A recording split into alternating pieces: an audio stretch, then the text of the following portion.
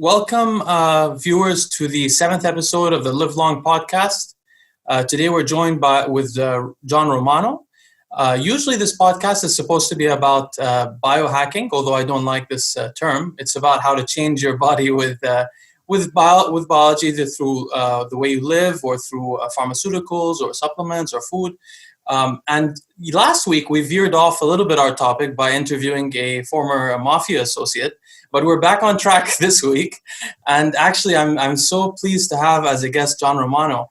John Romano is, I won't be able to do him justice in this introduction, but he is probably the most stylistic writer in the history of fitness, in my opinion, in terms of actual writing quality.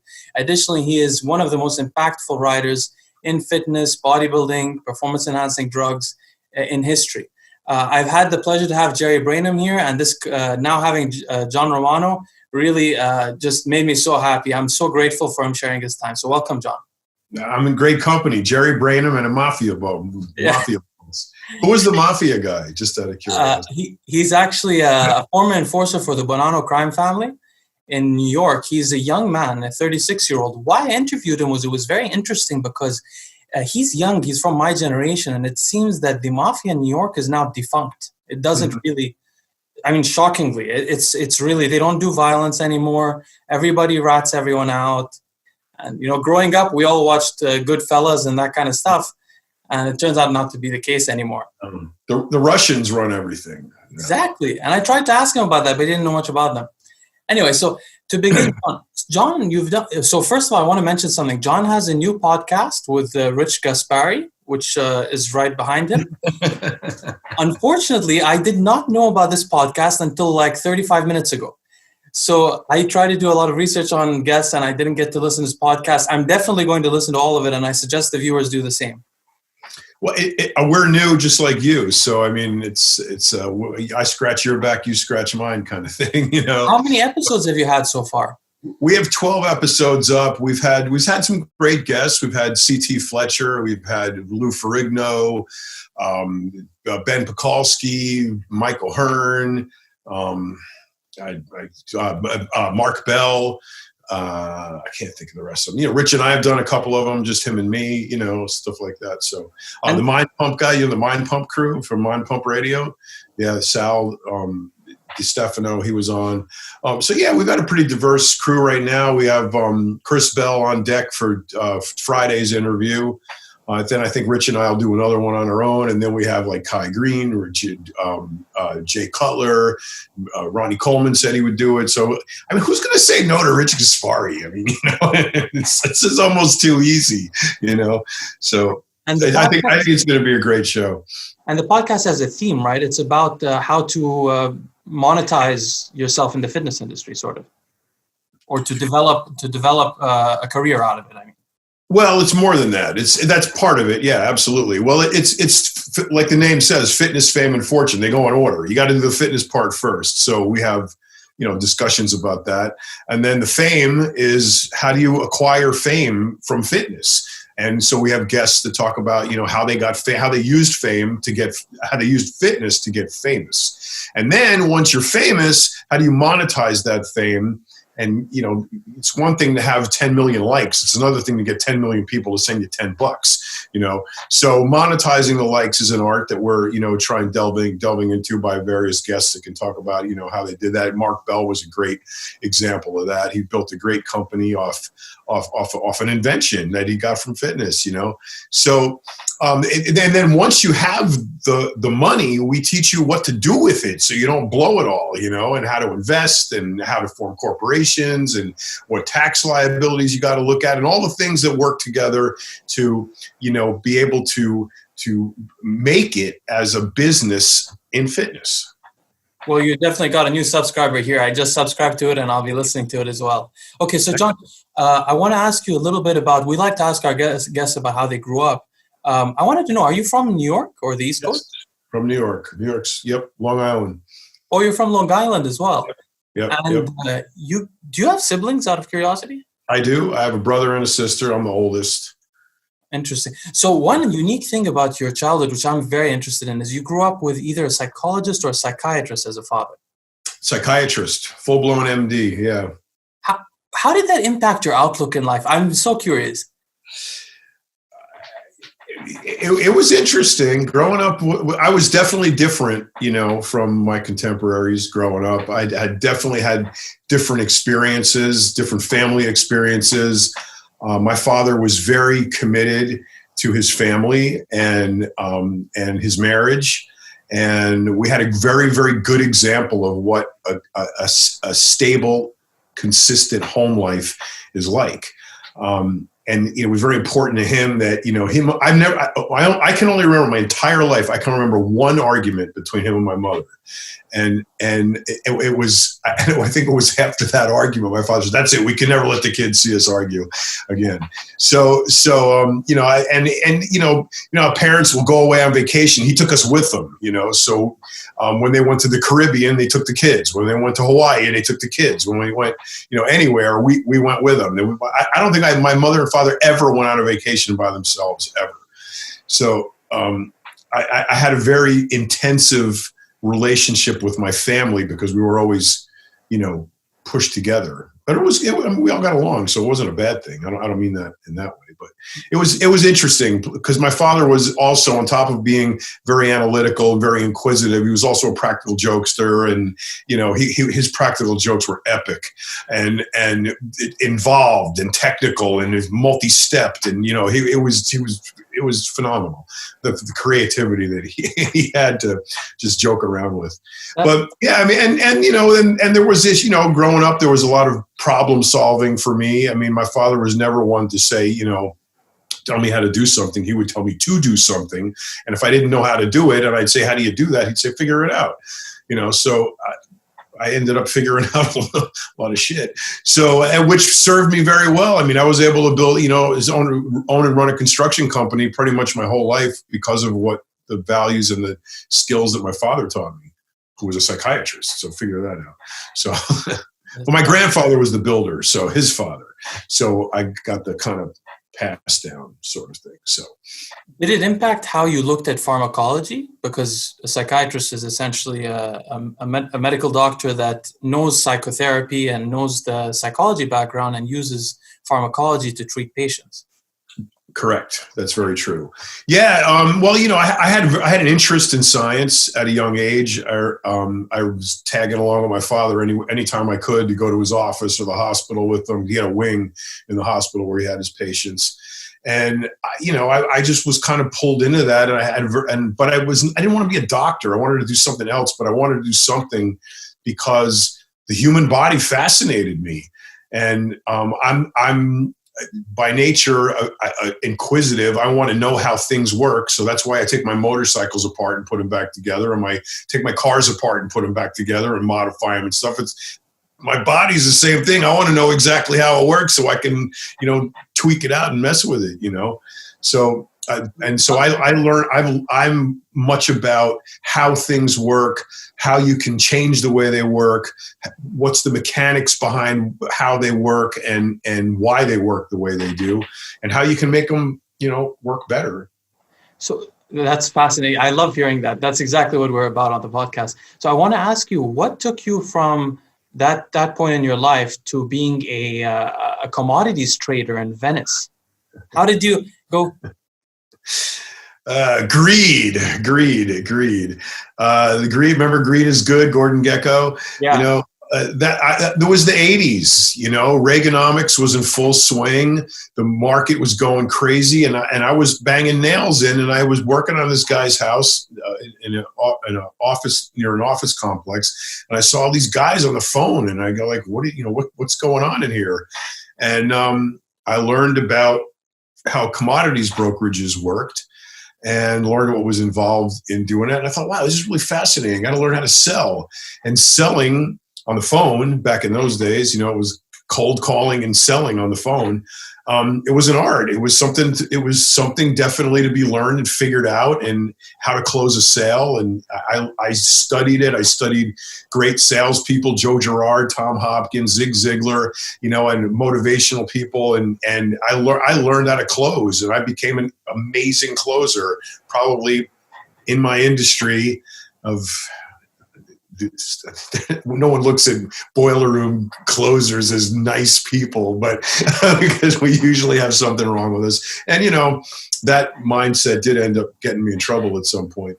But, it was something the art of selling, the art of, like, I don't want to sound like Trump, but the art of closing a deal, it really is an art. And closing a sale. It's one thing to be a guy who sells something. It's another thing to be the guy who gets the freaking money. So I wanted to be the guy that got the money. And I did. I got really good at it. Salesmanship is probably the most powerful single trait that one can have in business. I have a former career in private equity as well. And unfortunately, I never worked in sales. And actually, when I was in undergrad, I asked my father if I could work at a used car sales shop. I was at Carnegie Mellon, and he was like, why would you go to, those are not good people. I said, well, I knew at the time, I said, this is a very powerful tool. If you could sell with the worst, then if you're an ethical person, you could do better selling. But it's very interesting, John, that you had a background in sales, because you don't really pitch your products much, at least in the fitness industry. I mean, you don't even do you have an Instagram? Yeah, I have an Instagram. But you're not very active. You're only active on Facebook, and you don't pitch your coaching that much. That I know. I don't want to do that. That's something I do. Coaching to me is how can I explain it? Too many people have made too much about it. Okay, and I don't want to be associated with that group of people who sort of feeds off of insecurities and the lack of knowledge and that. I like to work with people who are athletes, or work with people who present challenges. Women, for example, present lots of challenges, especially, and they come in all shapes and sizes and run the gamut. To me, it's far more challenging as a contest prep coach to prep a 60-year-old postmenopausal woman to win her weight class or win her class, whatever class, in women's bodybuilding or women's physique. It's far more gratifying to me and maintain her health, her femininity, not get her hair to fall out and her voice to change and all of that, and to be able to dial her in and bring her in at the best she could possibly be at 60 years old. To me, that's way more gratifying, technical, and a feeling of accomplishment than prepping Mr. Olympia. I could prep Mr. Olympia real easy. How hard is that? I mean, he's a genetic freak. I mean, you could feed him tuna fish sandwiches and get him ready for a show, So I don't really feel that I would be at all satisfied or gratified making a career out of contest prep or coaching or anything like that. I like being a coach to people who need a coach. I work with people. Sometimes I don't even charge them any money. I just do what if the situation presents itself to me and I have a feeling in my heart that this is a worthwhile cause, I'll do it. I'll either do it for money or I'll do it for no money. But it's not. I'm not interested in pursuing contest prep, coaching, etc. as a career. That's why I don't push it. But as far as being a salesman, to tell me that I don't come across as pitchy, that's the greatest compliment in the world you can give a salesman, because I'm closing, you don't even know it. Exactly. So that's to me, that's the art right there. So this presents like a complete it's an unscrupulous industry in general. There's a lot of fitness coaches, like you say, that prey on the insecurities of people and try to distinguish their services with dogmatic principles that are not really, people like to add on things to their diets and be very specific to try to distinguish themselves. You mentioned this in the podcast with the Mind Pump guys. Right. Okay, so we're moving. You mentioned females. I was going to ask you about this later, but maybe I'll ask here. I don't know anything about coaching females, and I don't coach people for bodybuilding generally, but I just wanted to ask.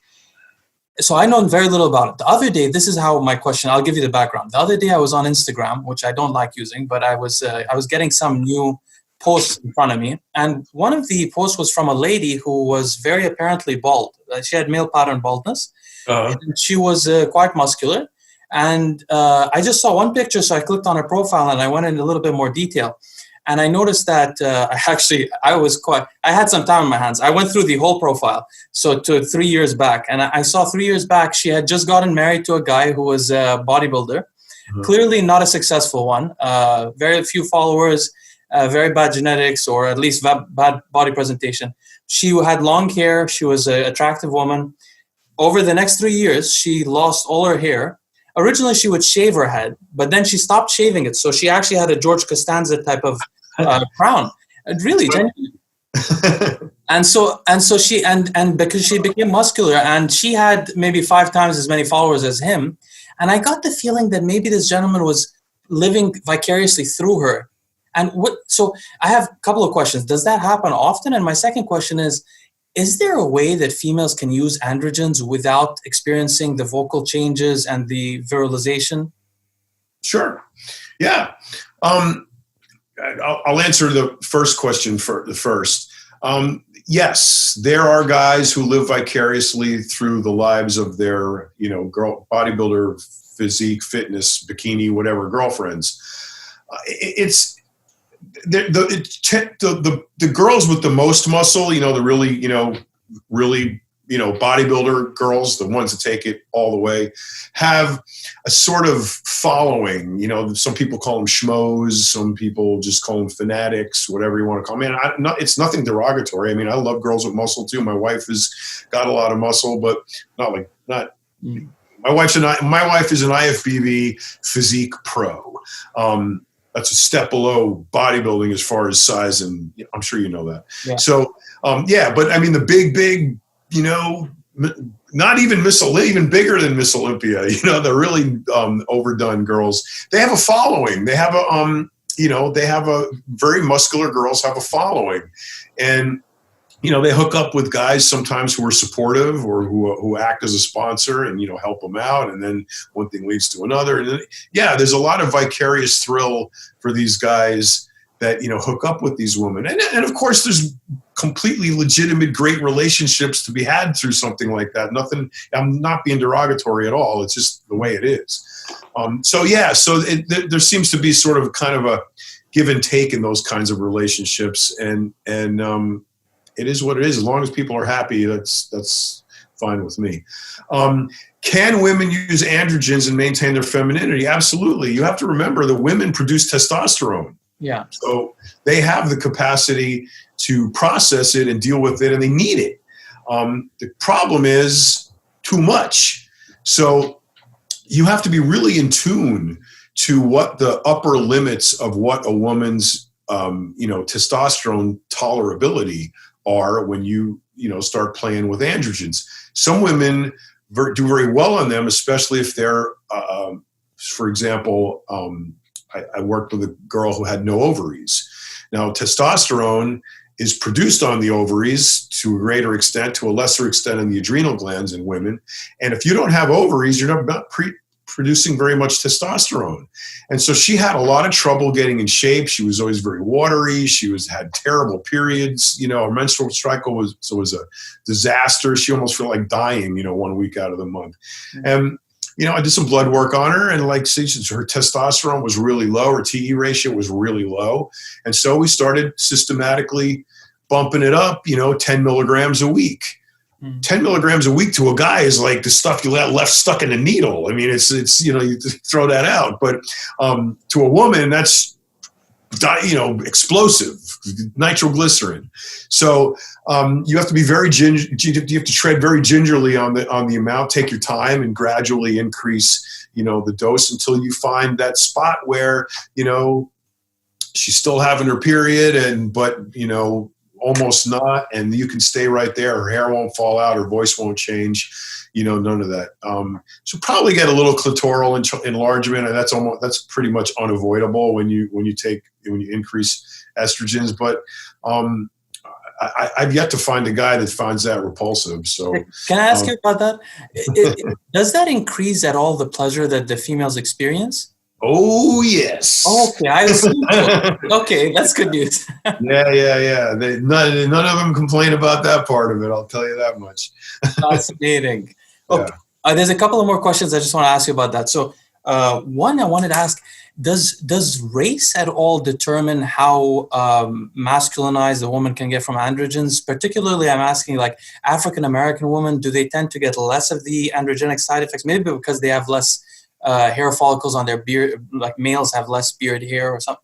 is that true or not? Not so much. It's even. Well, I mean, everybody's got a genetic predisposition to respond whatever way they're going to respond. And I think that's a problem that a lot of coaches have, is that they're not willing to spend the time to investigate this stuff. That's why I work with very few people. I have never had more than 20 people at one time getting ready for something. And that was a lot for me, because I like to give a lot of, attention, and I'm much happier with, 10 or less at any given time that are getting ready for a show. Other people who are just kind of like cruising through life and just want to know how to live, a healthy, productive, anti-aging kind of life. That's a whole other story, and they're much easier to deal with. But the competitors, you got to spend a lot of time on them, and they need it. And especially towards the end, especially the last couple of weeks leading into a show. So I keep that.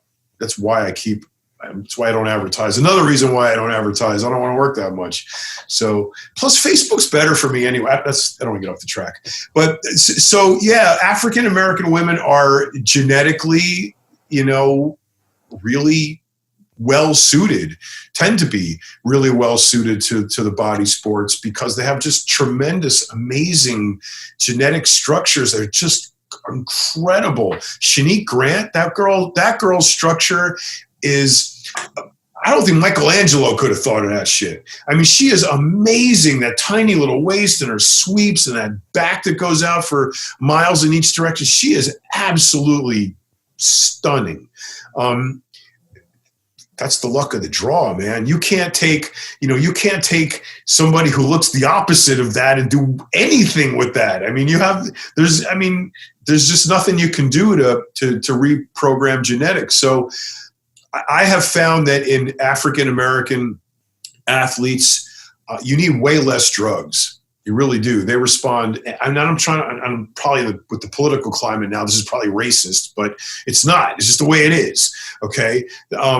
They tend to, in my experience, I've gotten away with far less drugs and have had far less side effects in African-American athletes. But I've also had the same luck with Asian athletes and European and whatever. So I don't think that your race has really as much to do with it as your actual genetics. You can say that African Americans are genetically predisposed to be better athletes, but there's also a lot of obese African Americans waddling around. So I think you're all human. You're the same. I think to the outer fringe of where some of these, athletes lie, the Michael Jordans of the world, that's just the gift from God right there, and I don't think it seems to be racial because it happens to be in the sport where that particular race dominates, and, people make their own conclusions. I just think it's overall genetics. I don't think it's specific to one race or another. I think just the hand you were dealt is what it comes down to. So one of my hobbies I've been doing for over 10 years is genetic analysis.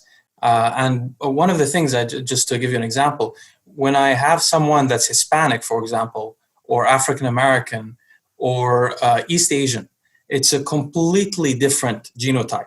I mean, It is completely different. I have actually models that I use for the different types, because otherwise it becomes too confusing. Caucasians cluster together dramatically. East Asians cluster together. Middle Easterners have a lot of heterogeneity. African Americans to some degree cluster together because most of them are sub-Saharan Africans, but then again, North Africans also cluster differently. One of the interesting things that we could speculate on is that obviously African Americans seem to respond much better to androgens, but they also maybe respond better to androgens in terms of muscle. Of course, we have androgen receptors all across our bodies. For example, we have androgen receptors on our heads, which cause us to experience androgenic alopecia. It seems, actually the androgen receptor AR is one of the least studied genes in the human body, but it seems that there is something that is dispersing that androgen receptor differently across the races. So an African-American man may not only respond better to a smaller dose of testosterone in terms of his muscle, but also experience less, for example, hair loss. or prostate enlargement or something like that. Well, what I have found, if I were to deduce it on that level, is that genetically, I have found that African Americans tend to aromatize less testosterone into estrogen and have less estrogenic issues than Caucasians or Asians, for that matter. Actually, Asians seem to be way more sensitive to it than Caucasians. So, in my experience. So, I think that's an issue that people don't kind of look at. That's why I look at blood work. I like to know what's going on, and I don't know how you can possibly coach somebody and with the use of these kinds of drugs and not look at blood work. I mean, that's just the window that you got to look through, So, genetically, and there's genetics, real genetics, and there's genetic stereotypes. Skin thickness, okay? Latin people tend to have a lot of, what's the word I'm looking for? And it makes their skin thick. I want to say keloids. Yeah, it's keloids, right? Yeah. Makes the scars thicker, African Americans have that, Latins have it. It makes their skin tends to be very thick. It's really hard to get a close to equatorial Latin and a African American, an African, to get their skin really, really paper thin, like you can an Irish person. Now, I can take somebody from Ireland with that freckly, ginger skin. Man, I can make them look like I got freaking no skin, but no fat, no skin, nothing. And it's got nothing to do with fat. It's got to do with the actual thickness of the dermal layers, So that's the Dorian Yates grainy look that happens with very pale. Interesting. Yeah. Another thing, actually, Amin Alai, who comes on RX Muscle sometimes, I had a conversation with him once, and he told me he noticed that Middle Eastern people tend to to hold more subcutaneous water, which makes sense if you think about it, because a lot of us were desert. Right. Dehydrated constantly. But I just want to mention there's a double-edged sword with this genetic predisposition, because also African Americans, obviously reading blood work, that the EGFR has an African American one and a Caucasian one. Many people don't realize the reason for that is because African Americans develop chronic kidney disease at dramatically higher rates than Caucasians. Yes. But then they have to take less androgens. So hopefully that doesn't overall. Another thing I wanted to mention, ask you about briefly. I don't know if this is coming from my ignorance, but I've noticed it seems that a lot of ex-female competitive bodybuilders bodybuilders end up on recreational drugs and end up addicted to. Is this real, or am I misunderstanding from an outsider's perspective? And why do you think it is? I don't like superlatives like a lot and most, and they're so hard to quantify and put into some kind of perspective. I can only go by my experience, and when any of the stories I tell is my experience. So whether that agrees with science or not, it's empirically all I have to go by. So that's just the way it is. I have noticed that women who put on that kind of muscle are shielding themselves from something. They're packing on that armor for a reason. And in my experience, most of the women, that's a terrible word I hate using, have had some kind of abuse, abandonment, some kind of issue. Physical abuse, sexual abuse, verbal abuse, broken families, bad experiences with men, or life, and they felt this need to pack on protection, to put on that armor. If you're of that type mindset to begin with, then your mind, and I have to also qualify that, if you've agreed that building the armor over here is drug dependent, and it's okay with you to use drugs to do that, if you're at that level, okay, of women who build a lot of muscle, who use drugs to build a lot of muscle. The drug-taking mindset is that it's okay to do drugs. To qualify whether they're recreational or performance-enhancing is it's irrelevant.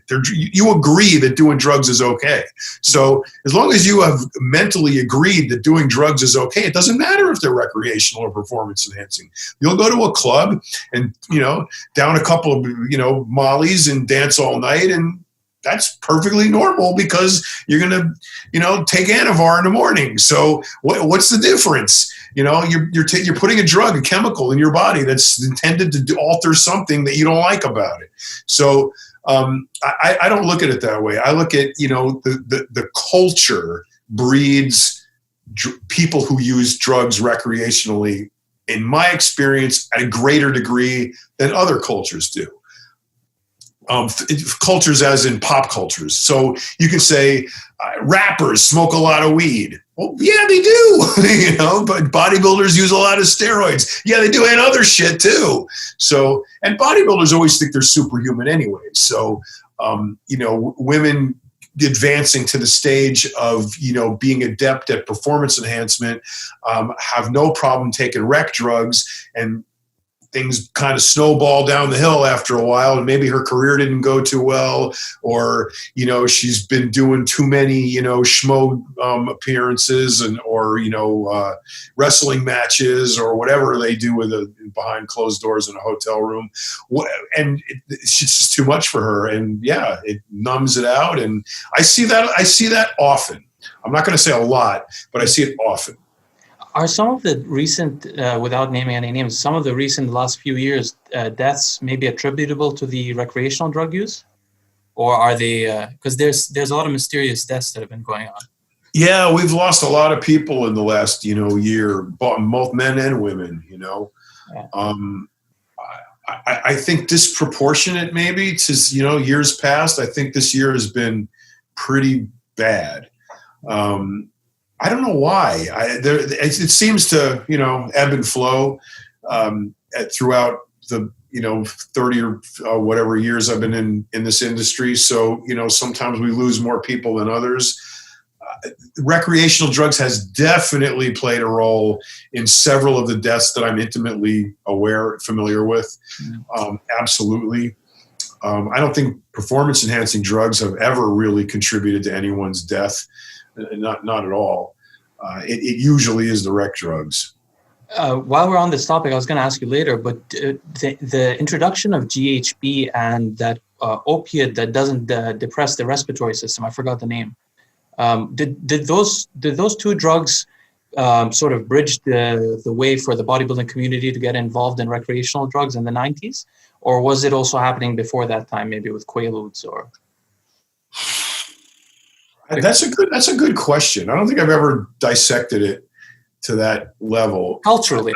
I mean, I remember GHB. Okay, so what was the reason why bodybuilders originally took GHB when Dan Duchaine discovered it? It was to recover. Okay, bodybuilders hard to sleep when you're starving and you can't. It's very difficult to sleep, and sleep is one of the most valuable commodities to a bodybuilder. We have to sleep. But you only grow and recover and recuperate and change while your body is at rest. So GHB was purported to be a growth hormone releaser. You get great sleep on it. It was endorphin management kind of thing going on in your brain. It helped you recover from the nerve synapses recover. So it was an all around really, it was tailor-made for bodybuilders, except for the fact that you took too much of it and you fell in the G-hole, and, you never know what happened. You wake up with, tattoos on your head, and, people mess with you. So, and of course girls passed out and got raped on it. And, that wasn't, very beneficial to the cause, and eventually got away from us because bodybuilder mentality is if one is good, 10 is better. So, let's abuse GHB, and then that really can kill you. You can definitely fall into a coma, and people have died from GHB, which is a shame because I wish, I could make it here, but the penalties of doing that are just so prohibitive. If God forbid anybody ever found out or anything happened, but I mean, even something like an adverse event, or if you're having a party at your house and somebody does a Kappa G and they wig out, end up in the emergency room, they go, "Oh, how you had gamma-butyric acid, hydroxybutyric acid," and you said, "Where'd you get that from?" "Oh, I went to a party at this guy's house," and then the next thing you know, I got Rambo coming through the door. Well, actually, you don't have to make it, because if you this is between me and you and our entire audience, I guess. But if you go on Amazon, you can find bottles of 1,4-but something.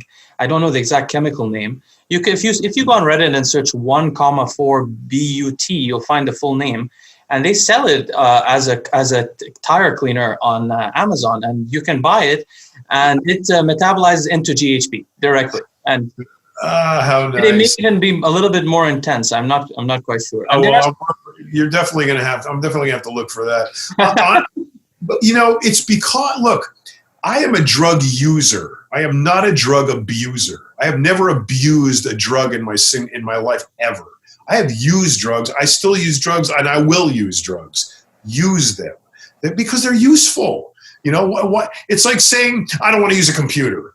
Why not? I mean, it does a lot of great things. Well, because it takes so you can get absorbed in it, and then that's all you want to do is live online. Well, yeah, that's because you abuse it. But if you use it, it's a very useful, pleasurable tool. So I look at drugs the exact same way. They're to be used, not abused. So I've never had a drug problem because I know where limits should be, and I'm always interested in finding limits. And because I'm cheap, I always want to know what the least effective dose is, because if I can just smoke this much pot and get as high as I want, why would I want to puff a whole bowl of it and waste it for? So that's a good point, because when you maintain the least effective dose, you damage your receptors the least, and you get the most out of it. And exactly. This brings us to another question I was going to ask you about, which is you consume pot. And you are the best spoken cannabis consumer I've ever encountered, with the widest lexicon. I've never met anyone who consumes pot who has such a wide vocabulary. I wanted to ask you, how much do you really consume? Because I was like, this guy cannot be smoking that much pot. I would probably say every day I use some. A very little amount, though. You're not smoking 3 joints. I like the oils now, the vape cartridges, because you don't get the smoke, you don't pollute your lungs as badly. So, I might pull on that once, before I go. I work at night, so my writing I do at night. My office work I do predominantly at night. So, my wife goes to bed early because she wakes up really, really ridiculously early, almost when I'm just going to bed. and so, I'll start my night off with a pull on that, maybe during the day here, but not a lot. I would say I would actually physically consume, weed maybe once or twice in a day. Yeah, you manage very well. And I mean a little tiny bit. I am really serious. Like, to me, if I'm smoking like the herb, in a pipe, one hit, that's it. If I'm doing a pen, a cartridge, say like 1 or 2, and I'm done. See, that's the way it works. I just made a very extensive video on the pharmacodynamics of cannabis, as THC, as well as CBD, as well as cannabis. And people were thinking I was against marijuana, and I wanted to explain that the problem really is that my generation has this rap culture where people exaggerate, or they don't even smoke as much as they claim to. They exaggerate it. Mm-hmm. And people in my generation and younger, especially younger, think that you should be chain smoking marijuana all day. And that produces a very different effect than taking 2 hits a day. That's a very different effect. Anyway, getting off of this for a second. It makes you stupid. It makes you forget things. It's you don't need to do that. Exactly. And you don't feel it. What's the point of getting high is to feel it, right? So, if you have to like burn a whole freaking bong down in order to feel something, and then 20 minutes later you're doing it again, you're completely wasted it. That's just not the way to use it. So you were working in the commodities industry, and something. By the way, did you get your Series 7? And you were like, I did. I ended up graduating from the commodities boiler room and worked at a real live stock brokerage firm that sponsored me to get my Series 7. It was called Rooney Pace. They're long gone. Cleared through Bear Stearns, which is long gone. And they put me through the course, and I had my Series 7, which was ultimately taken away from me, but I did have one, yes. And you were working in the 80s of Southern California finance, which was dominated by Michael Milken, who I had the pleasure to meet before. And was that influencing the culture? Was Michael like the big shot? And I've never met anyone who worked in California other than himself at that time. Well, I mean, I had a corner office in a tower in Century City. I mean, I was at the top of the top of the top because I was a closer. Yeah. So my MO and Milken's MO were completely juxtaposed. So I all I needed was, you just give me a story. I'll sell the damn thing. Just tell me what it is. I don't want to know analytics. I don't want to know PE ratios. I don't want to know when it got a dividend. I don't want to know nothing. Just tell me what it is. What's the story? An oil company, where did it start? Who owns it? Where did they come from? What's their mother's name? Did they like fried chicken? And I'll do the rest. Wow. And I put together a story and closed the deal. All I cared about as a broker was me making money. This was the 80s. This was the me, I, me, my generation, era and time. It was greed. We were blowing out of the 70s, which is pretty primitive compared to what we ended up with ultimately by the end of the 80s. And there was a lot of cool new shit, new people, new attitudes, new drugs, new toys, new places to go, and things to do. And it was, everything was exploding. So it was all about making the money, my money for me. If my clients made money or didn't make money, I really didn't care. I had a story. I had a product to sell. I'm selling the product. I'll let the broker who wants to manage the portfolio worry about that shit. I just needed to get my paycheck. And this shows the kind of metamorphosis that you've had ethically through your life. I mean, this is completely opposite to how you describe taking on clients these days. And so I wanted to ask you, broadly, I mean, when you went in, did you experience that kind of ethical change in jail where you met or you got to know better Dan Duchaine, or did this happen through the years? Yeah, I don't know. Probably probably a combination of things. I was very bitter when I got out of prison. I was very, very angry. And, because I didn't really set out to commit a crime. I didn't think what I was doing was illegal. And, I've gotten into it on other podcasts. If you care, you can figure it out. But I really didn't think it was illegal. I thought it was creative. Okay. I took things that... So we can listen? What's that? Could you tell us which podcast it was so we can listen? I may have said it on the Mind Pump podcast. Oh, briefly. Briefly. Yeah, briefly. I mean, it was basically, in a nutshell, before the stock market crashed in 1987, stocks were viewed on a screen called a quotron. And that was for the big board stocks, NASDAQ, the big stocks, New York Stock Exchange, American Exchange. And you could get quotes on those companies in real time, in a quotron.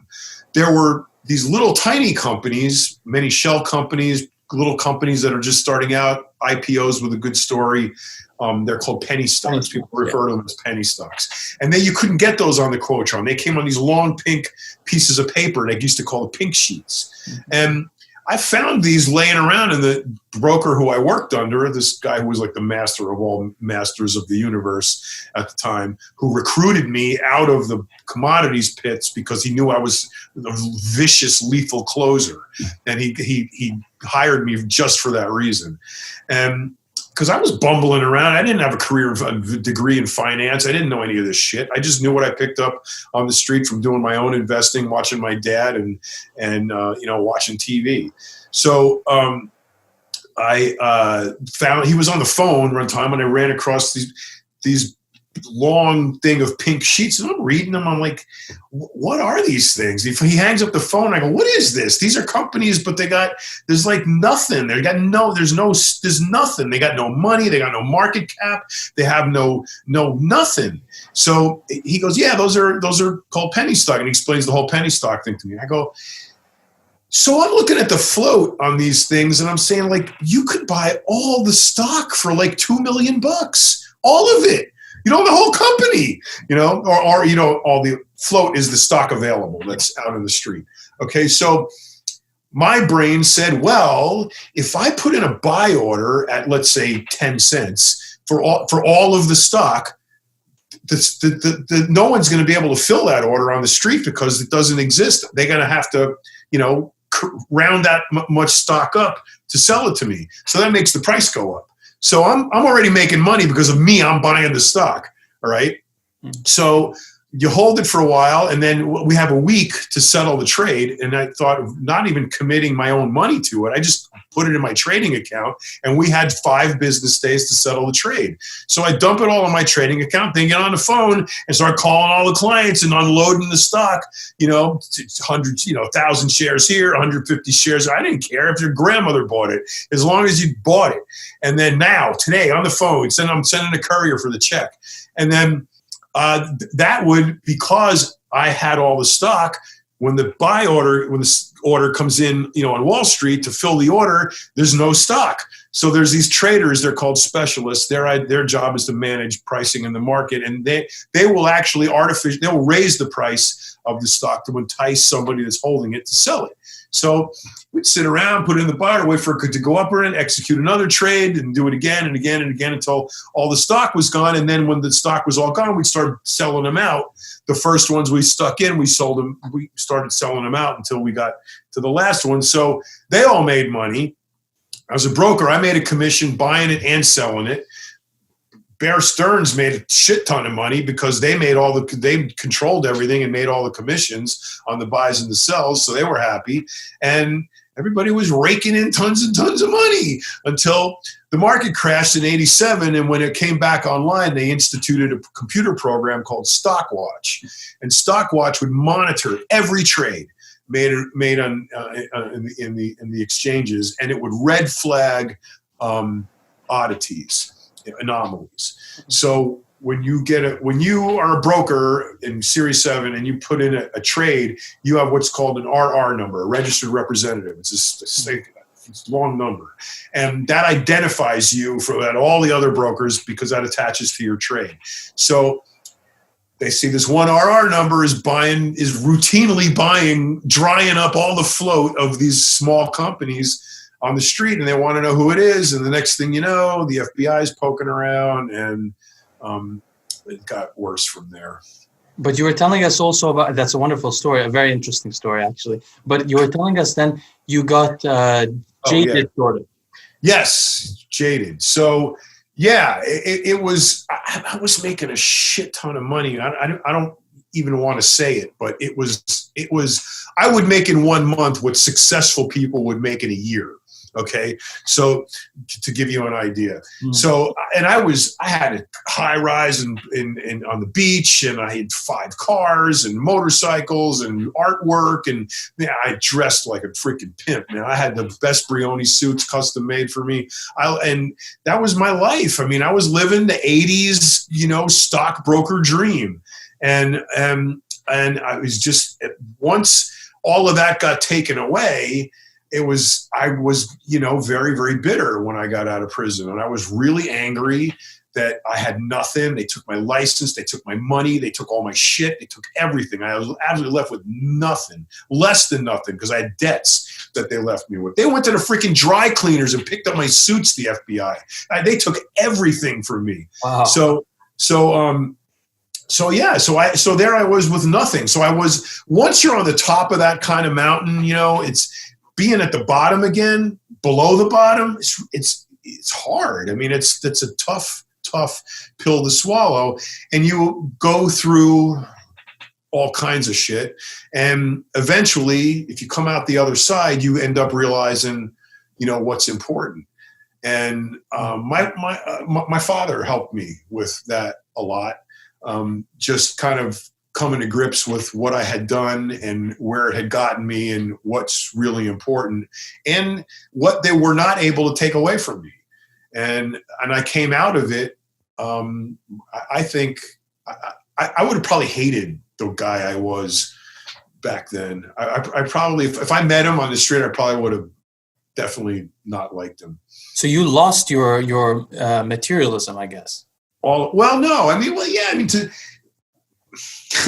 Do you ever really lose it? I mean, I love nice stuff. I mean, I drive, whatever I buy, I live in a nice house. I have, nice stuff, and, it's nice to have that.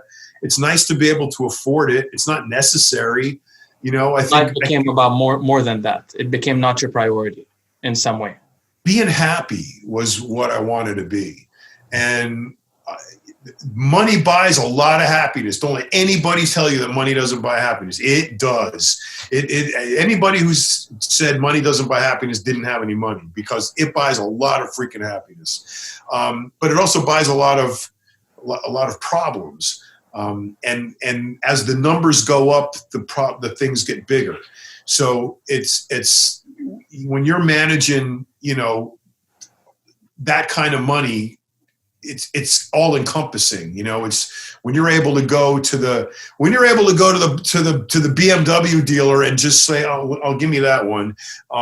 That's a very egotistical and very materialistic way of being, if that's really what you're after. I mean, it's nice to be able to do it, but it is definitely not what I am about. I was about it, but not now. And honestly, you know, it just doesn't mean anything anymore. It really doesn't. It just doesn't.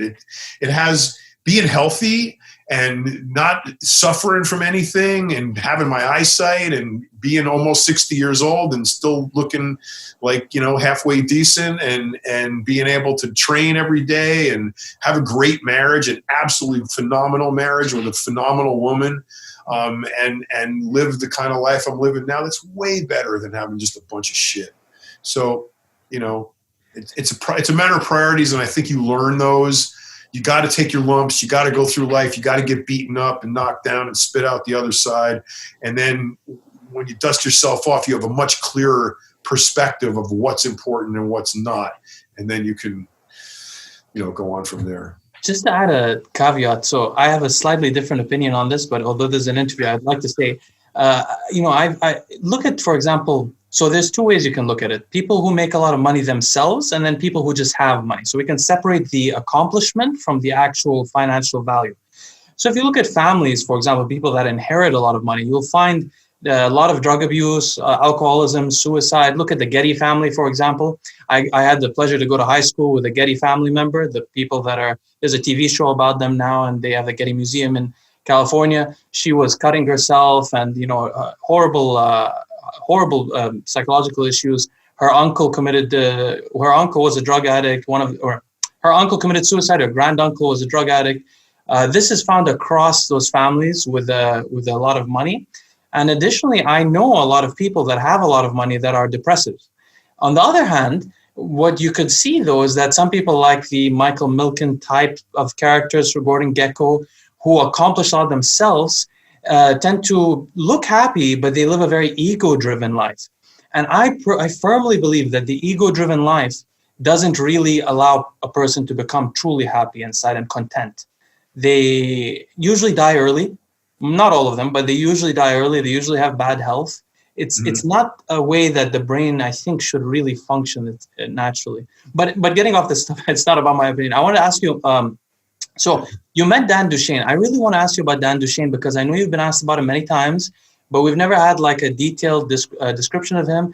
And for most of us in the community of performance-enhancing drugs, we've never met him. You're actually Dan Duchaine's close friend. You met him in prison. You met him before prison, became close to him in prison. In fact, he inspired you to write. I wanted to ask you, first of all, what was Dan Duchaine? Well, prison may have its own stories. When you left prison and you were both connected together, what was his life like, his daily life? What would he do? He was like the pedestrian version of Hugh Hefner. And he was a character, man. He just lived his life in such an avant-garde way. He was just very different from the music he listened to the style of clothes he wore, to the cars he liked to drive. He was just a different dude. And we lived in the same building. We had a wall separating us in Venice. I lived in the front apartment. He lived in the middle one, right behind me. And we had a kitchen back door through our kitchens, and he and I used to just walk in and out of each other's apartments all the time we didn't have to knock or anything. We were just like Once you go to prison together, you're pretty much, you're good. And yeah, I didn't have to worry about Dan. So, and then you walk in, it was, he and I trained together every morning. So we would train, I would walk into his kitchen, at 8 or 9 o'clock or whatever it was, to meet him to train. We'd have a cup of coffee together, and he's in a bathrobe and slippers and, sitting in he had to have the lazy boy chair, with the feet thing that go up with the handle, on the side. And, yeah, he had one of those, and he always had. He had his aunt send him his slippers and his bathrobe in prison. That's how quirky, he was about the bathrobe and the slippers, and that's why I refer to him as the Hefner. But he was like that. He was quirky, very quirky, very different. You wouldn't when you went to his house, when you hung out with Dan, you saw and did stuff that you didn't do with anybody else. That was over there. It was Dan, He was completely eccentric. Completely. He was the most eccentric person, I think, to this day that I have ever met. Yeah. So, by the way, you mentioned that he used to work out. Did he work out? Yeah. We worked out every day together. Yeah. So was he muscular at some point as well? Yeah. He was. And did he train clients for, what was his business other than drugs? Other than making and selling drugs? Yeah. Well, he wrote for Muscle Media 2000. He was, on the staff writer for Bill Phillips. Then he was with Champion Nutrition for a while and built some things with them. He created Ultimate Orange. That was the first pre-workout. And then he worked on some other various products for Champion Nutrition, wrote for Muscle Media 2000, worked for EAS, I think, for a little while. He sold, he had his second beef in prison was for selling clenbuterol. Mm-hmm. He was making his own clenbuterol and bottling it and selling it in the FDA and GHB and, things like that. He was very, spread out, in a lot of, he didn't have one thing he did. He collected money from. You bring up the clenbuterol, and I was going to ask you a question about that. I was just curious how his mind worked. For example, when he became interested in clenbuterol, was he interested more in just the outcome, or was he interested in the biology? What I mean to say is, would he, for example, talk to you about it being an adrenergic agonist of adrenergic agonist, or of the adrenaline system, or would he talk about, this makes people shake so they'll lose weight? How was his thinking? This is interesting.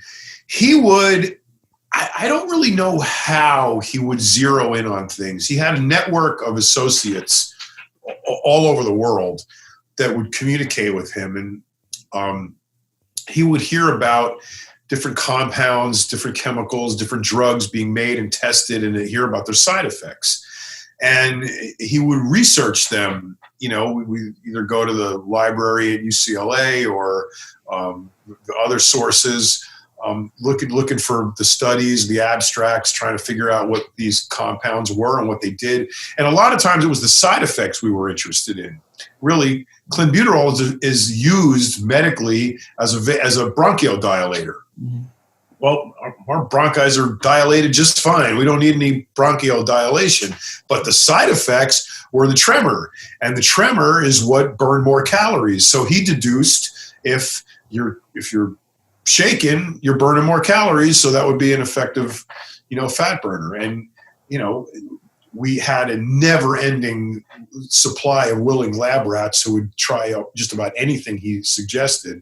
So we learned a lot from them, mostly women, and that's how things like clenbuterol, metformin,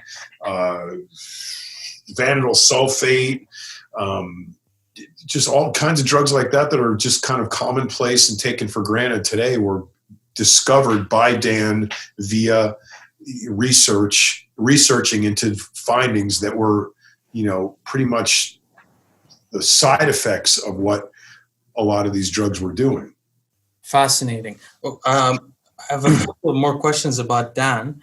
Was he financially driven? Nope. Oh, he wasn't? Okay. I mean, yes and no. I mean, yeah. I mean, he liked to make money. He liked to buy nice things, and but he wasn't. It wasn't like, oh man, I want to build that Kettering 7. I got to sell 50 gallons of GHB to buy it. He wasn't like that. He was. Dan moved like smoke. He just kind of drifted, along the surface of the earth. And he didn't do anything fast. He didn't do anything hurried. He didn't do anything jerky or quick. He was just smooth and steady. And he kind of like went around like that. When you were with Dan, you knew that, lunch was going to be 3 hours. We weren't rushing through anything, and that's just the way he was. So he was very eccentric. He was very into the way he perceived how he should comport himself, his sort of image that he wanted to be. And he was more driven at the image of him being an aristocrat than how much money they have. He just wanted the smoking jacket and the slippers and the comfortable chair. Fascinating. I don't think we've ever heard this before in the community. Can I ask you, there's a famous story that I think you've told before, which is that his girlfriend, I suppose at the time, got calf implants in Mexico, and unfortunately they got infected and she had to get them amputated. I wanted to ask, how did this impact his psychology? Was he depressed after this? How did he react? I mean, this is a hard thing to shoulder. Yeah, when that was going on, that was right around when I moved to Mexico the first time. So, I went from living next door to him to moving to Malibu and then later to Mexico. So when I left the country, I didn't have nearly the contact with him that, I normally did. And I'm not a really touchy-feely kind of friend. I mean, if you're my friend, you're my friend. It means I can stop talking to you today, and then we can talk again in 10 years, and we will pick up exactly where we left off here. There's no 10 years in the middle. It's the way I am. I don't, harbor anything or, and I don't need a lot of contact. I don't need to call my buddies every day and make sure they're, all okay. We know we're good, So I talked to him. I communicated with him less frequently. We talked about the issue with his girlfriend and the infection and all of that. And he was. Well, you got to go back to Shelley Harvey too, when the girl, his wife, that he had the accident with on the moped on the San Diego freeway, ended up her having a brain injury and becoming, very debilitated from that. She's fully recovered now, but it took a long time. So he had the guilt of that, that he had. And then just a couple of years later, he's with the girl who wants the calf implants, and then that happens. And so the two most important women to him in succession were ones he had, advised terribly on, or not advised terribly, but was involved with terrible things that happened. And he blamed himself. And when, I don't remember her name, I never even met her, who had her legs amputated, it was devastating for him because these women go through these injuries and they pull away, so the English girl moved back to England when she had her brain injury and kind of just left him, and he was deeply hurt by that. And then the next one is this one, and same thing, she gets to both legs amputated, and goes away from him. So he feels guilty. He feels compelled to try to do something about it, some kind of recompense of some sort, and he just never gets it. And that sort of metastasizes all of the bad feelings inside. And, he's just, he was, then you got to add the stroke to it too. Then he had a stroke too. Oh, I didn't know. Yeah, he had a stroke right before he went to prison the second time. Oh, so he had hypertension. He had kidney disease is what he had.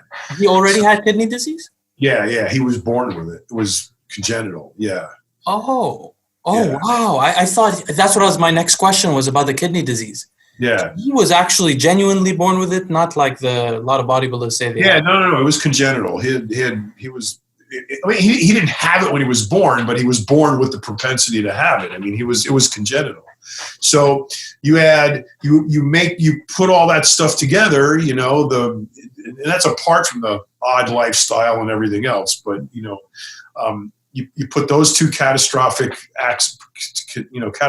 incidents with the significant women in his life together, with the stroke, and the other, having to go to prison twice, and that in and of itself is devastating, to deal with that, coming out and starting over again, So I think if you added all those things up, it definitely changed him. Towards the last few times I saw him, he was very demure, very low key, very extra down pressure. He was very, very, very slow, almost painfully so. The end of his life didn't go. I mean, there was a down, I'm forgetting the words that I'm thinking of, but like he had a negative end toward his life. Well, yeah. Yes, I mean, I don't think anybody's end is positive, but it was a tough end. Yeah, it was. It was unpleasant. He was sick. Was he waiting for a kidney transplant? No, he wasn't waiting for a kidney transplant. He was just. I don't think it wouldn't have made any difference at the point he was at. He wasn't on dialysis or anything. So no. So. So he's but then again, he didn't die from the actual kidney disease. He died from, I guess, pneumonia that he caught. What happened was, I remember I wasn't there. I was living in Mexico. So remember, he died in 2000. He was obsessed with the Y2K thing. He wanted to be in an airplane flying in the air at midnight when 1999 changed to 2000. So now that's probably the most. How often do we change centuries? Every 100 years, everybody's everybody's partying like their brains out, right?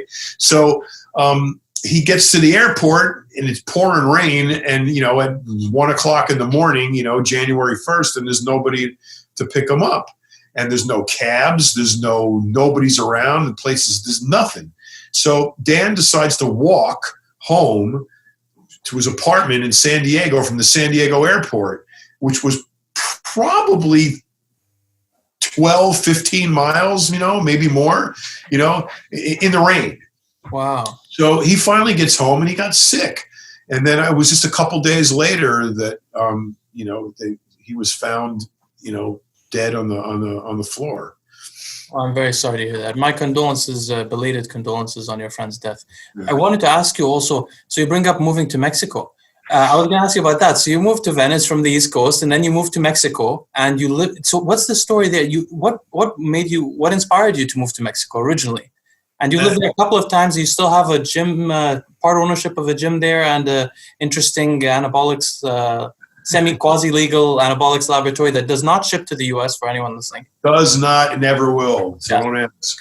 So yeah, it's just from Mexico. No, I sold out of my gym interest down there. I do have an apartment still down there that I keep in Guadalajara because I go back and forth. And I hope as soon as this Chinese nonsense is over that I can resurrect my my pharmacology business down there, my pharmaceutical business.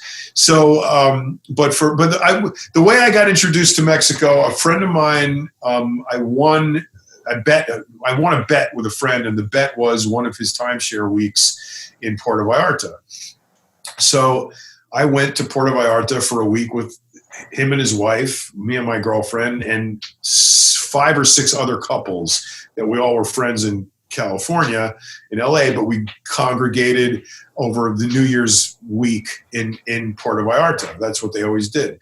So I went with them that one year, and I had it was 1982. I had an incredible time. I absolutely fell in love with the place. I said, I want to live here forever. I never want to go home. So the next year I bought a week and in the timeshare, and I went with those guys again. Had another phenomenal time, and at the end of that week there, I bought another week from them. So now I had 2 weeks, and you could put the weeks in the bank if you weren't going to use them. And I think the next year I was really busy. I had a lot going on, and I couldn't go. So I banked those 2 weeks. So now the following year I had 4 weeks, and I took all 4 weeks like in a row for the whole month. And I said, I'm going to go down here and I'm going to live by myself. I'm going to take anybody with me. I'm going to live like I would live if I was living in Mexico, not like a tourist. I'm going to cook all my meals at home. I'm going to go to the store. I'm going to find out where everything is. And, I already spoke Spanish, so that was not a problem. Kind of immersing myself. My Spanish got a lot better. And I immersed myself there in the town. And if I loved it before, I was mega in love with it by the end of that month. And at the end of that month, I decided I got to live here. And because how I made money, I could live anywhere. So I met so I would continue my timeshares and go down every year, and I would always go down extra times too, because I was probably going down 2 or 3 times a year. By the 5th year of being involved with Mexico, I would say probably by the time. Well, I went to prison in between there. So after I got out of prison, I went back and I spent a month there. I had a lot of weeks in the bank after I got out of prison. So I went. I think I went down for another. Yeah, I did. I went down for another month, and I met this guy named Juan Jose Rodriguez, who was an architect, and he was building I met him in the bar, in a restaurant down by the beach where I used to have breakfast every morning. I met him there with another guy from California, and they told me they were developers, architect developer, and they were building this project up the hill, way up the mountain from where we were eating. And I should stop by sometime. So I did. A couple days later, I hiked up there. I stopped by, and it was like, man. It was like the end of a box canyon. So they were building 6, villas in this kind of the end of this canyon. And it was just this whole expansive view of the bay, of the bay in Puerto Vallarta. And the bay, behind the bay is the mountains. So you get the view up the coast, all the lights, the ocean, the mountains. You had absolutely every element of a beautiful view that you could probably ever imagine in this. And I was looking at this and I said, this is it. I gotta live here. And so I bought one of their houses and had to wait for it to finish being built. And by the time it was finished being built, it was time to move. And so we left. This was in the early 90s, or? This was in 99, I think. Oh. I moved permanently in the beginning, right at the end of 98. So was this a time where it was still safe somewhat? There wasn't narco-terrorism going on? Well, it was always narco-terrorism. Oh, really? Yeah, but there's still, people have this crazy idea of narcos murdering, innocent women and children. That's not what they do. They murder each other. They happen to do it in a very glorious way with a lot of, fanfare, but it's very rare that, a citizen, a platonic citizen gets caught up in narco crossfire. It's almost never happens. So it hasn't changed the quality of life that you have in Mexico in the last few years? Not me, not mine. Really? Okay, this is really relieving. I refused to travel to Mexico because I had that impression because of the flamboyant nature of the murders. Good. I don't want anybody to. I think, it's too crowded. So how did you end up in South Carolina? My wife is from South Carolina. Oh, okay. And I wanted to ask you about that. We've had another guest from South Carolina also. Is it are people more polite and, is it a nice place to live? I love it here. I really do. The weather is not the best. I prefer the weather in Florida better, but the scenery, the people, the value for your money, the attitude, just people are nice and helpful, and they're not trying. It took me a while. Probably a good year and a half when I first got here I couldn't handle people being nice to me. I like, what do you want? You know, and I just want to tell you, you know, your back tires looks a little low. And I'm like, hey, thanks, you know, but people would like legitimately want to like say hello or help you. And I'm like, what you know, what do you want? You know, I'm from New York. And so it took a while to break me of that, but yeah, it is. It's definitely, there is such a thing called Southern hospitality. It definitely exists. This is a great place to live. I really love living here. You know, you get the economy's great here. You get a lot for your money, you know, housing wise, and you know, I mean, the house I live in here in LA would be $4 million. You know, really, maybe more, probably more, because I have acreage. You know, but yeah, I mean, you get a lot for your money here, and it's nice. It's wholesome. You know, there's a lot of good people here. There's very little riffraff. Everybody says hello to everybody. You walk up the street and people wave to you, you know, and it's a definitely a nice, slower pace, more honest way of life. While the LA that you lived in the late 80s or early 90s was actually the climax of the gang activity, today's LA is a city of riffraff. No, it's a city of a combination of like the Walking Dead type of homeless people, as well as the most materialistic, self-involved, Kardashian-influenced community, liberal. And also interesting that, you know, when I grew up, liberals were welcoming and friendly, and they were about liberty to some degree. And today, the liberals in California are the most antagonistic, divisive, tribal, aggressive. And I hate, that's why I asked about South Carolina. I'm trying to look for a place to move. I moved to Orange County. It's already a little bit better, but. Well, yeah, I mean, as far as I'm concerned, anywhere in South Carolina anywhere in Southern California is a nightmare now. Just to be able to buy a house in your neighborhood is ridiculous, you know? And I always wonder, like, where, you ever watch those shows like House Hunters and, you know, so you get this couple, I don't know where they get their money from. You know, this, you know, they're early 30s. She's got a degree in underwater basket weaving, and he's he's a therapist at a pet store, and their budget's $7 million.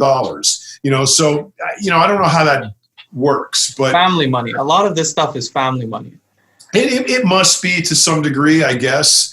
The amount of money in Southern California is obscene, and I think a lot of the liberals that have that kind of money feel guilty about having it, and that's why they make some of the decisions that they do that are proving catastrophic for the state. Bill Comstock published those photos outside of Gold's Gym a couple of weeks ago on his Facebook, and it choked me up. It brought tears to my eyes. I didn't see them. What was that? Bill Comstock, you know who he is, he's a photographer. He posted some pictures of outside of Gold's Gym in Venice, and it's just tents up and down the street. And the parking lots, you know, weren't being used because they had to close the gym and just get filled up with, you know, tents and cardboard boxes and people living in it. So, well, Venice Beach, I don't know if you've been there recently, but Venice Beach is it is one of the dirtiest places I've ever been to. I'm not talking about homeless. I'm talking about it is a heroin junkie town. Actually, I lived in downtown LA for 3 years, 5 blocks from Skid Row, which is now not the Skid Row you're probably familiar with. It's a much more intense Skid Row. It's Skid City. But wow. But Venice is also, I can't even imagine the Venice that you saw in the 80s. When I go there, it's like, what is this place? It's really horrible. I am so blessed to have experienced that when I did, because I got the tail end of the golden era of bodybuilding. I got the tail end of the golden era of California, of Southern California. The day I got to California, the day I got to Santa Monica, I bought a bicycle because I didn't know where to go.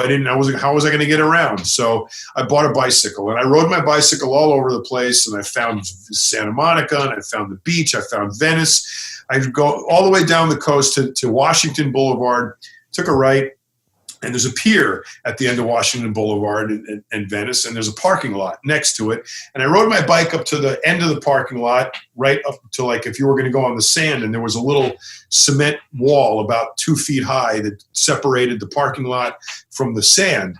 And I pushed my front tire up against it, and I lean over the handlebars, you know, to kind of stretch a little bit. And I look down, and there's a guy laying on the sand, you know, taking a nap, sleeping. And I guess my commotion woke him up. And he's dude, long hair, you know, and he kind of like stretches and he gets up and, you know, he goes, hey, man. I said, I'm sorry, I didn't mean to wake you up. He goes, no, don't worry about it. I ought to wake up. I ought to get back to work. And I said, what do you do? And he goes, I'm a picture framer. I go, that's cool. And then he had a roach about this big in his hand. He goes, you want this? And I go, yeah, thanks. That's a different world. So, yeah, you know, I lit that, you know, we smoked that together, and he told me, you know, where to go for breakfast and who to talk to and where I might find an apartment. And, you know, then and I just got around and that was such, I can't explain it. It was so innocent a life there. You know, there was no question of whether it was safe or not. There was no question as to whether or not I was going to find my way around, or, you know, get my next meal or find a job or anything. And I did. I flourished there, you know, in that era from day one. I could not imagine doing that today.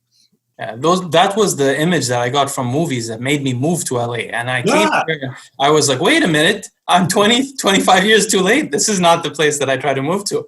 So anyway, I want to ask you just some brief questions. I know I'm conscious of your time. I want to ask some final questions on bodybuilding, and then I want to ask you 2 questions about your recent podcast with Dave Palumbo. Briefly about bodybuilding. Did you know Nasser? Yeah, Nasser and I were great friends. Oh, this is fascinating. So I've always been interested in Nasser. I wanted to know, was he an unpleasant person, genuinely? He was the nicest guy in the world. I had so much fun with him. He was I miss him. I miss him almost every day. I mean, I really do. He was so intelligent. He was a hyper intelligent. He was one of, you know, Dan Duchaine was extremely intelligent. Nasser was extremely intelligent. The guy I got involved with in the stock market was extremely intelligent. Intellect, it attracts me because I know if you're smarter than me, I'm going to get something from you. Mm-hmm. And rather than hanging out with somebody that's below my pay grade, what am I going to get from you? You know? Yeah. So intellect is, to me, fascinating. And Nasser was brilliant. I mean, he spoke 5 languages. You know, he was an astute investor. He made a ton of money in various businesses. People thought he was broke. He drove a little piece of shit car. He saved every penny that he ever made from Joe Wieder and appearances and bodybuilding and invested it. He owned he bought into one of the first cell phone companies in LA, and, you know, reaped the rewards off of that. He was very astute. We had long debates about all kinds of philosophical issues, from religion to business to cooking to dieting, bodybuilding, you name it. Fascinating. Engineering. He was very, you know, he had a degree in engineering. He was a really, really interesting guy. And I mean, good friend, very, very good friend. I could count on him, you know, at 2:00 in the morning on a Sunday. If I needed something, Nasser would come.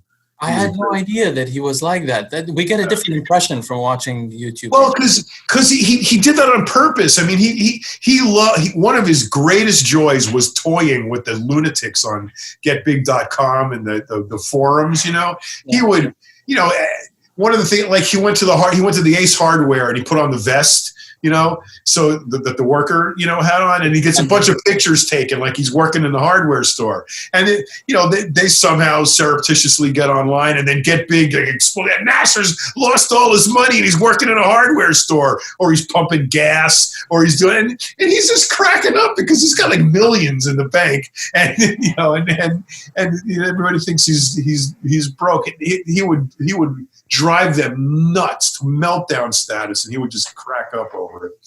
Did he identify as being Arab, or did he identify as being European? Egyptian. He did identify as being Egyptian. Yeah. So he was patriotic to some degree about. Oh yeah. I mean, he went back to Egypt to die. Yeah. I mean. Yeah. Yeah. Was he religious? No.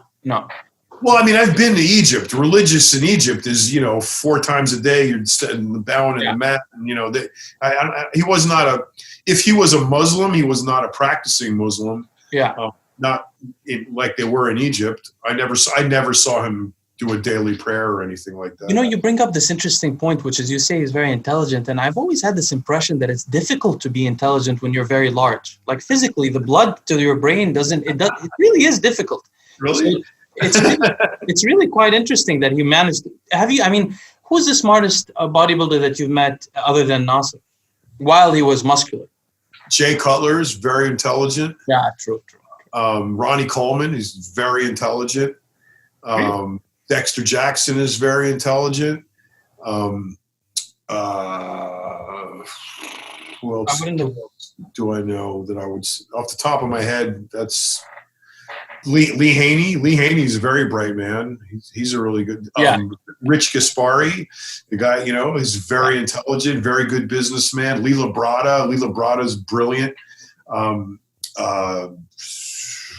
Who else can I tell you? I've run to quite a few, I would say. I wanted to ask you, he died of multiple organ failure. Do you think that there was anything unusual about the way he supplemented maybe that could have caused that, or was it just, like an anomaly that he just had some weak genetics that he didn't know about? I don't know. Yeah. But what I'm going to speculate is that he died long after he stopped bodybuilding. So he was off of, there were no performance enhancing drugs in his system other than maybe replacement doses of testosterone. I can imagine that. I don't know, specifically, but I do know that it was well past his bodybuilding career when he passed away. So the acute involvement of bodybuilding had nothing to do with it. Yeah, I mean the chronic, obviously, because it was a decade after, yeah. But then again, I also think I read from a statement from his brother that there was a chronic illness, in the family, and what I don't think Nasser paid attention to it. I think he let it just go, and it got to the point where it was too far. And that's how you die. Your organs fail.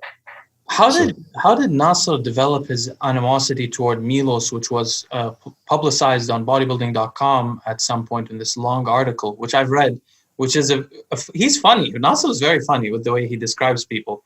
He also described Dave Palumbo in a funny way, but Dave takes it in good heart.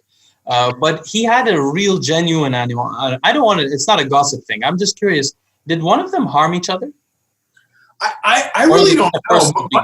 Now, you see, my recollection of them is they were training partners in San Diego. I used to train with Jim Quinn, and at the same time we were in the gym together. It was Nasser and Milos were training together, and they were both speaking German to each other. So, they looked like they were great friends. They had a falling out. I don't know what it was over. I can't imagine what it would have been. You want to talk about intelligent people. Milos is a very intelligent. He's very intelligent. Guy. So, they were two very, very bright guys. I don't know, if it was real. It could have been staged. Nasser was very much the practical jokester, and I'm, I could easily see them, staging that whole thing. I have a question that is a little controversial.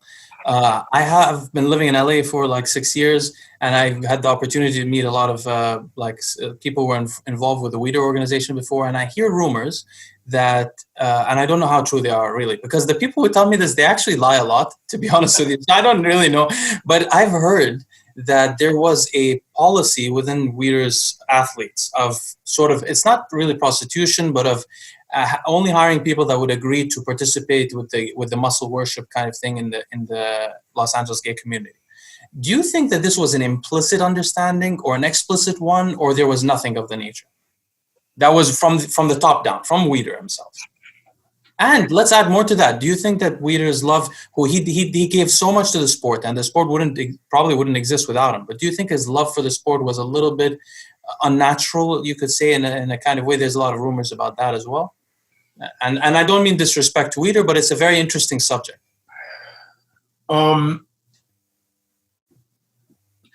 I met Joe a few times, and I've had very interesting conversations with him, and I've read about him extensively because he's a very interesting guy. One thing you have to understand about Joe is he's Jewish, and very Jewish, and there are certain codes of ethics that devout Jews live by, and this whole bodybuilding thing kind of pushed the limits of that. Was Joe in any way kind of uncomfortably, too close to men? It may seem that way to some people. I just think he was very obsessive over what he was doing.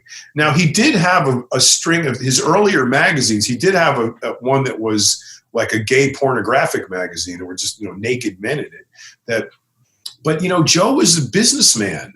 So if he saw that as making money, he didn't see that he was involved in that or that he enjoyed it. He said that there's a market for this. I have a product that'll fill that market. I'm going to take my product to that market and make money off it. Yeah.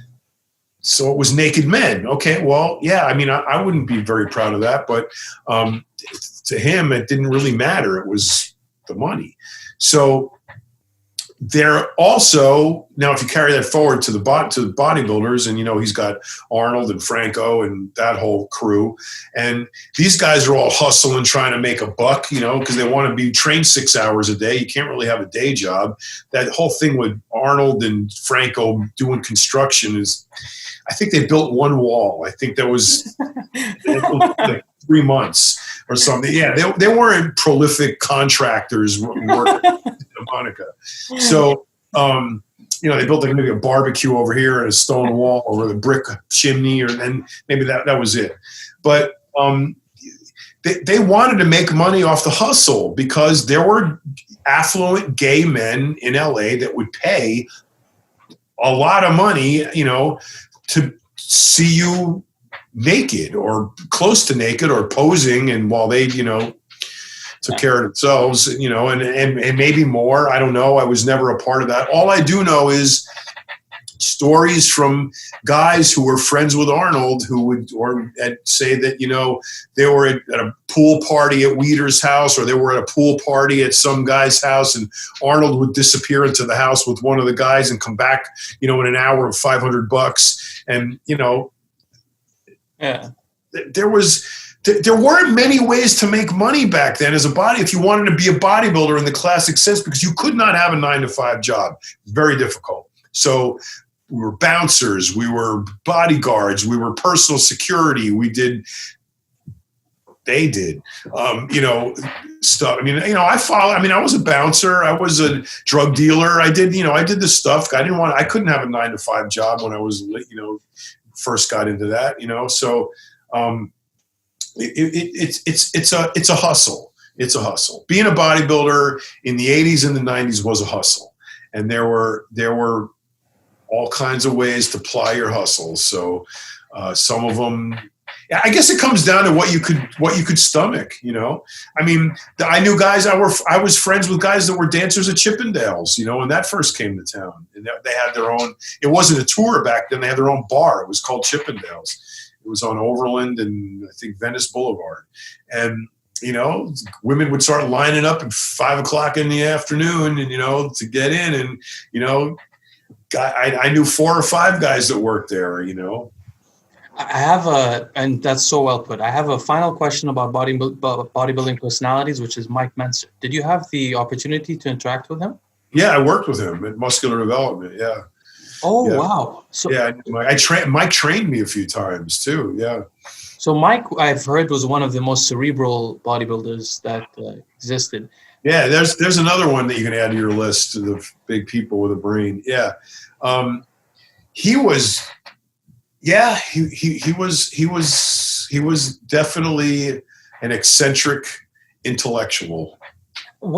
I'm curious about the end of his life, because there was a little bit of a downward spiral that I've heard of from Jerry Branham as well, between Mike and Ray.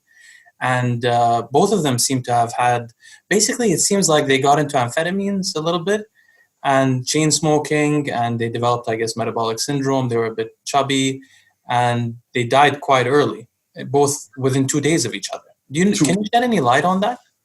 2 weeks, yeah, of each other. 2 weeks. No, I can't. My involvement with Mike, because of his eccentricity, was kind of limited, because he was just really out there. Awesome. Very philosophical, very angry about some things. He never got over the 1980 Mr. Olympia. Never got over that. And I think it contributed to his death, really, honestly. I do. He just never got over that. That was just the biggest travesty that could ever befall him. And he never recovered. So, but he was very philosophical. He would wake up in the morning and read philosophy for 2 hours. He quoted Ayn Rand all the time.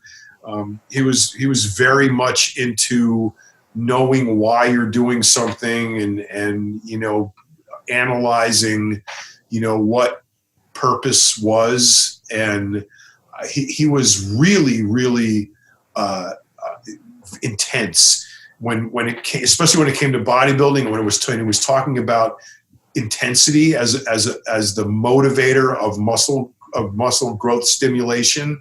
That intensity level had to be so freaking high.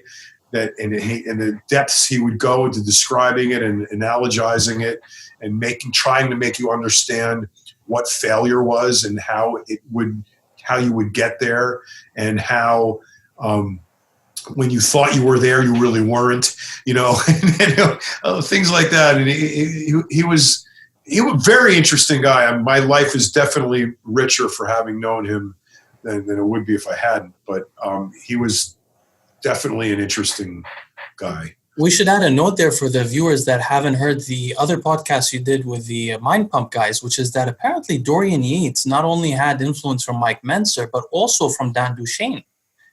You've mentioned that he consulted with him a couple of times. He did. I think he had.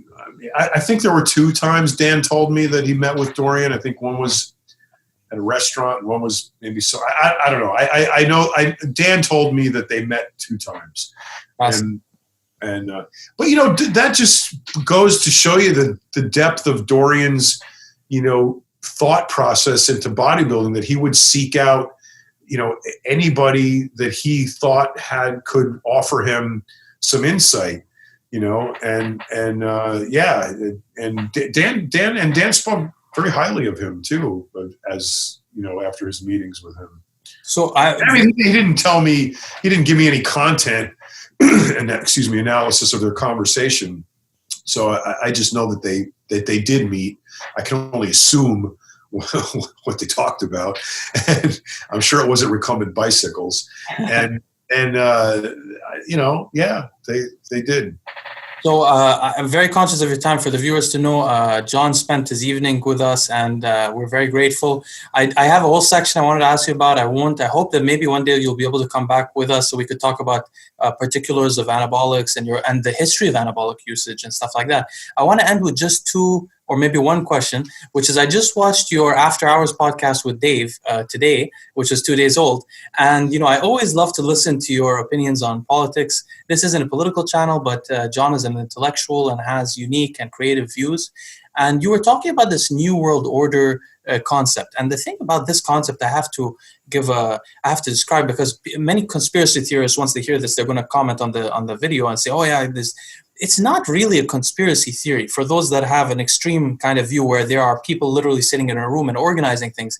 But there is also historical evidence of this. For example, one of my heroes when I was a young liberal was Bertrand Russell. Bertrand Russell, the third Earl Russell, was a professor at Cambridge, and he was an advocate of women's rights, women's suffrage, and all kinds of wonderful things. But he openly advocated also in his writings for a world order. that originally was thought to be the UN.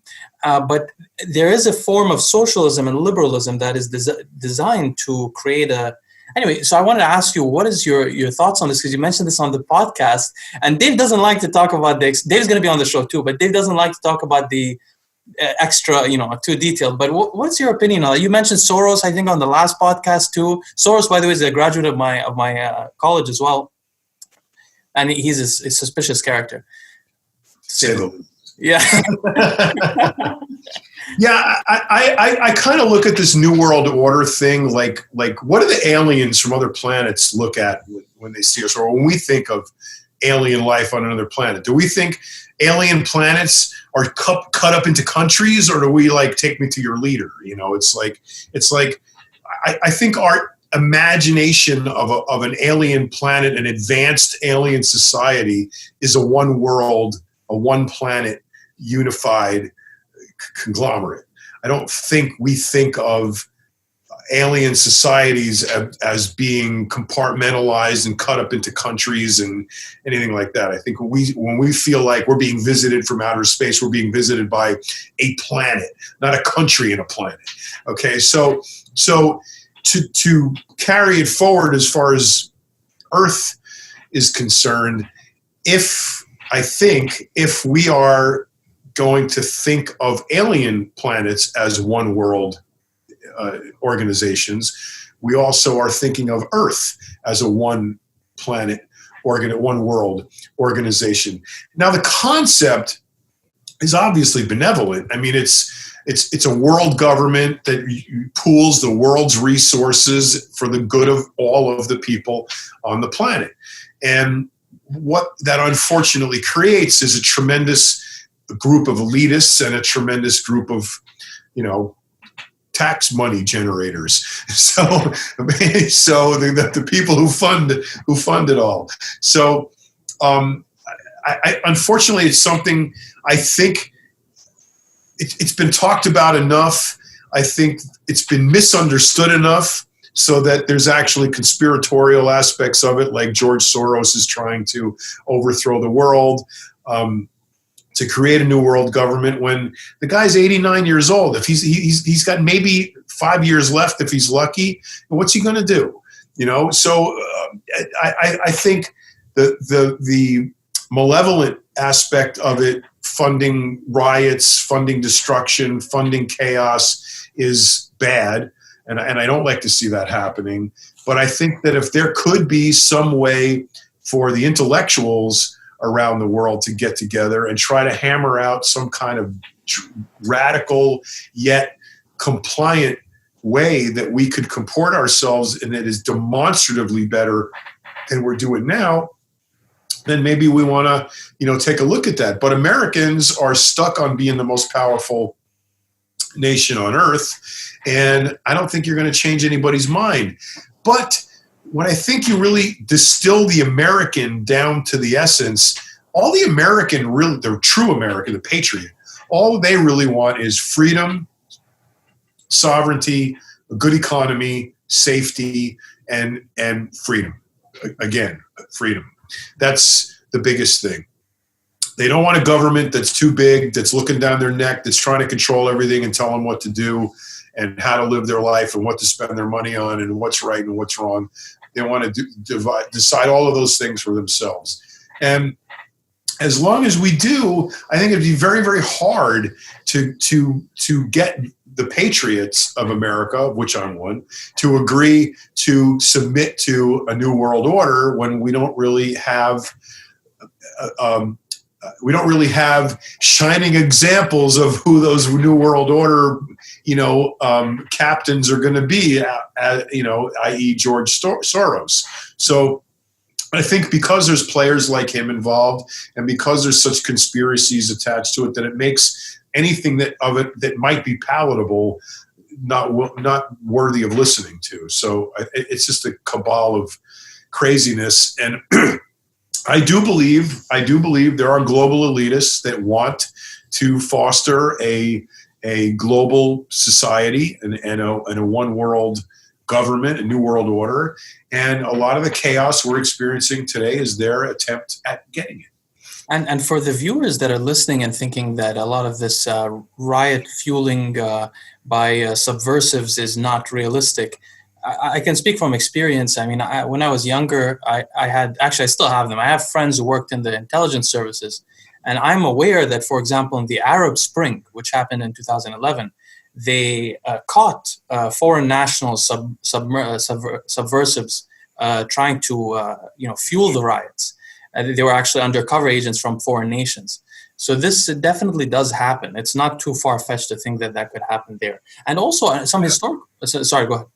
No, I'm agreeing with you. It definitely could happen. And some historical background as well is that this world order thing came out of the World War II, because World War II was so devastating that people never wanted to allow it to happen again. And so this is where this ambition goes. Anyway, John, I have to thank you so much for spending your evening with us. You've been such a wonderful guest, and I really appreciate your generosity. I hope that you'll bless us again with a second interview sometime in the future. I would be honored anytime. Just let me know. It was such a pleasure to speak to you, John. Thank you so much. Nice. Have a good evening and enjoy your cannabis. Bye.